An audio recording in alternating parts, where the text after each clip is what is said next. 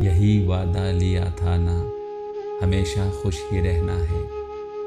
लो देखो, देख लो आकर, मेरी आँखों में देखो तुम, ये कितनी शौक लगती हैं। मेरे होंठों को देखो तुम, हमेशा मुस्कुराते हैं। कोई भी गम अगर आए उसे हंसकर सहा मैंने। मेरे चेहरे को देखो तुम, हमेशा पुरसुकून होगा। किया था मैंने जो तुमसे, वो वादा कर दिया पूरा। मगर एक बात है जाना, कभी जो वक्त मिल जाए तो मेरी शायरी पढ़ना।